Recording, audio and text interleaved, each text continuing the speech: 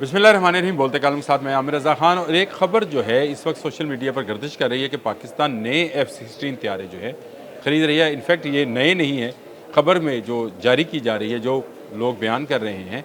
और एक तो डिफेंस अप पोस्ट ने तो इस पर पूरा व्लॉग भी कर दिया कि इराक़ और इजिप्ट से, यानी मिस्र से और इराक़ से जदीद F-16 जो हैं ब्लॉक 71 और ब्लॉक 72 के हामिल ये F-16, जिनको बाद में अपग्रेड किया जाएगा इस नंबर्स के साथ, वो पाकिस्तान ले रहा है।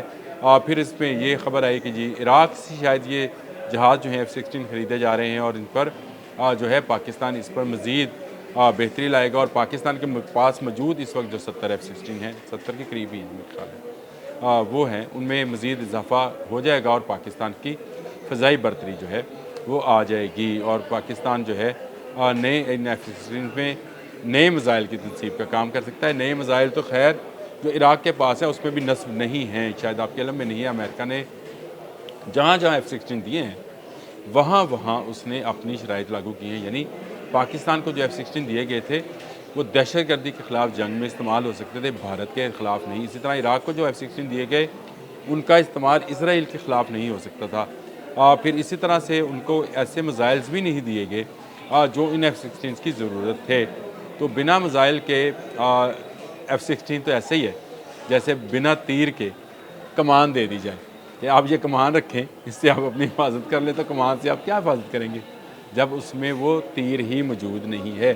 तो इस तरह के F-16 लेने का फ़ायदा कोई नहीं है। लेकिन ये ख़बर बहुत तेज़ी के साथ गर्दिश करे और सोशल मीडिया के ऊपर बहुत सारे लोग इसको ट्वीट और रीट्वीट, यानी एक्स और री-एक्स कर रहे हैं ताकि ये देखा जाए कि F-16 जो है लिया जाए। लेकिन पाकिस्तान फ़ज़ाइया की जानिब से अभी तक इस हवाले से कोई तस्दीक सामने नहीं आई। और आए भी क्यों? क्योंकि पाकिस्तान इस वक्त ख़ुद ऐसे जंगी जहाज़ तैयार कर रहा है जो कि फ़ज़ाई बरतरी में अपने इर्द गिर्द के ममालिक या ख़त्े में ऐसे जहाज़ नहीं हैं जिनमें मैं JF-17 थंडर ब्लॉक 3 का ज़िक्र किया था, उसको तो हम फ़रोख्त कर रहे हैं।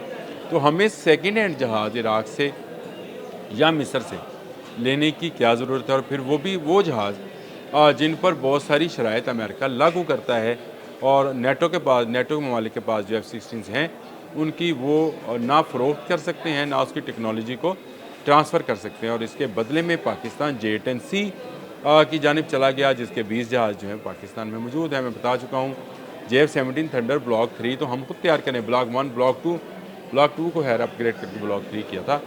वो तो हम फ़रोख्त कर रहे हैं। अज़रबैजान को चले गए 2 जहाज़, बांग्लादेश को और बाकी ममालिक को जाने हैं। और अब J-35 AE का ज़माना है जो कि 5th जनरेशन का जहाज़ है जो पाकिस्तान चाइना से ले सकता है। ये भी सारी रिपोर्ट्स हैं और इन मीडिया रिपोर्ट्स पर मैंने पूरा एक व्लॉग किया था कि पाकिस्तान जो J-35 पे क्यों लेना चाहता है। और उसमें मैंने भारत का रद्द-ए-अमल भी, जो उनके एयर चीफ़ हैं, उनका रद्द-ए-अमल भी बताया था कि उन्होंने कहा था कि हम चाकू से बंदूक का मुकाबला नहीं कर सकते। यानी J-35 एक ऐसी बंदूक है जिससे दुश्मन जो है वो लरज़ता है। तो इन हालात में हमें चाहे सस्ते ही मिल रहे हों, चाहे वो कुछ भी हो, एक सेकंड हैंड प्रोडक्ट ख़रीदने का क्यों शौक़ चढ़ाएगा और क्यों हम ख़रीदेंगे।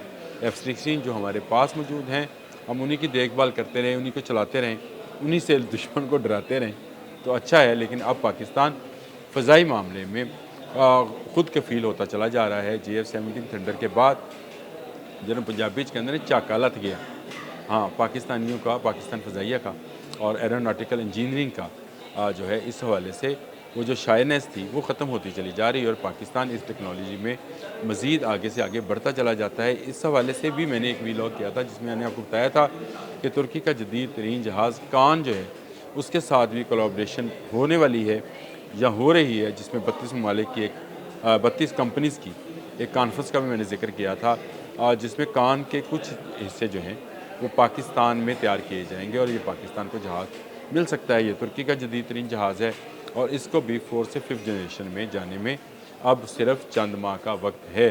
तो ऐसी सूरत हाल में सेकंड हैंड जहाज़ इजिप्ट से लेना या इराक़ से लेना मेरा ख़्याल है ये सही ख़बर नहीं है। लेकिन बहुत सारे लोग एक आध मैं तस्वीर आपके साथ शेयर भी कर देता हूँ और मैंने आपको जो वेबसाइट है उसका भी बताया। उसने भी डिफेंस आउटपोस्ट یہ نام ہے جس ویب سائٹ اس کا ایک یوٹیوب چینل کا جس نے یہ اڑائی خبر، اور اس کے بعد انہوں نے بھی خیر مختلف سوشل میڈیا کے پلیٹ فارم سے یہ خبر حاصل کی تھی کہ پاکستان آنے والے وقت میں بہت قریب میں جو ہے F-16 جہاز عراق سے یا مصر سے، شور کوئی بھی نہیں ہے، عراق کے ساتھ ہمارے بہت اچھے تعلقات ہیں، عراقی فضائیہ کے لوگ جو ہیں پاکستان میں ٹریننگ مکمل کر رہے ہیں، کرتے ہیں۔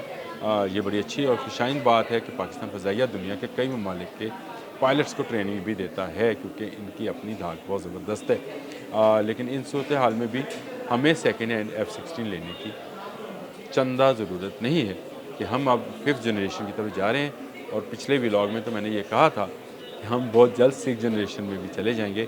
چائنا فضائی برتری پاکستان کی بڑھانا چاہتا ہے اور بڑھا رہا ہے مسلسل، اور اس کا ایک ہی مقصد ہے کہ بھارت کو اس کے نادرن بارڈرز کی طرف جو ہے مصروف عمل رکھا جائے، تاکہ وہ چین کی طرف نہ جائے، اور بھارت جو ہے وہ ہمسائے کو دیکھ کر اپنا منہ لال کر رہا ہے، تھپڑ مار رہا ہے، F-35 کے خواب دیکھ رہا ہے۔ دیکھتا رہے، مہنگے جہاز ہیں لیکن J-35 کا مقابلہ نہیں کر پائیں گے۔ اس پر کمپیریزن میں آنے والے 1-2 روز میں اپنی ریسرچ کے بعد پیش کروں گا کہ دونوں جہازوں میں فرق کیا ہے اور پاکستان نے کیوں J-35 کو ترجیح دی ہے۔ آج کے لیے اتنا ہی، اللہ حافظ۔